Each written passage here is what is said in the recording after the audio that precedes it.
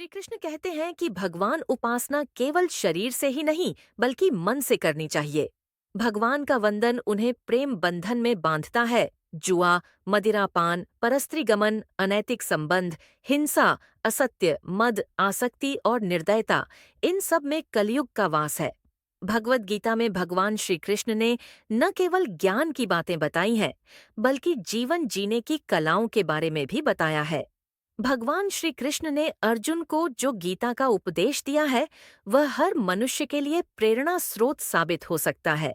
गीता में भगवान श्री कृष्ण अर्जुन को उपदेश देते हैं कि जो भी मनुष्य भगवत गीता की 18 बातों को अपनाकर अपने जीवन में उतारता है, वह सभी दुखों से, वासनाओं से, क्रोध से, ईर्ष्या से, लोभ से, मोह से, लालच आदि के बंधनों से मुक्त हो जाता है। आगे जानते हैं भगवत गीता की 18 ज्ञान की बातें। आनंद मनुष्य के भीतर ही निवास करता है, परंतु मनुष्य उसे स्त्री में, घर में और बाहरी सुखों में खोज रहा है।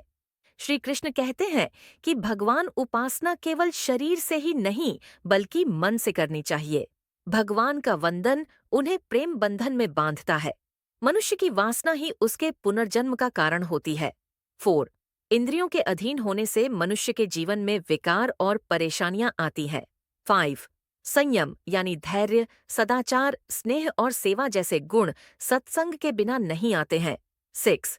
श्री कृष्ण कहते हैं कि मनुष्य को वस्त्र बदलने की आवश्यकता नहीं है, आवश्यकता हृदय परिवर्तन की है। 7.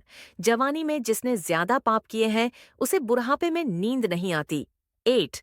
भगवान ने जिसे संपत्ति दी है, उसे गाय अवश्य रखनी चाहिए। 9. जुआ, मदिरापान, परस्त्रीगमन, अनैतिक संबंध, हिंसा, असत्य, मद, आसक्ति और निर्दयता, इन सब में कलयुग का वास है। 10. अधिकारी शिष्य को सद्गुरु, अच्छा गुरु अवश्य मिलता है। 11. श्री कृष्ण कहते हैं कि मनुष्य को अपने मन को बार बार समझाना चाहिए कि ईश्वर के सिवाय उसका कोई नहीं है। साथ ही यह विचार करना चाहिए कि उसका कोई नहीं है, साथ ही वह किसी का नहीं है। 12.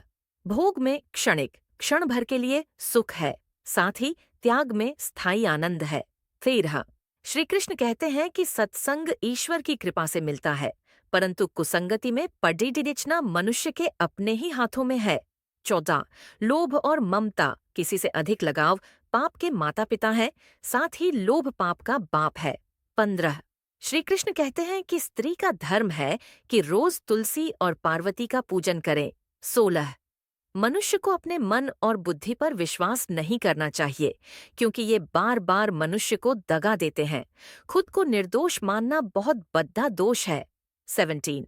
यदि पति पत्नी को पवित्र जीवन बिताएं तो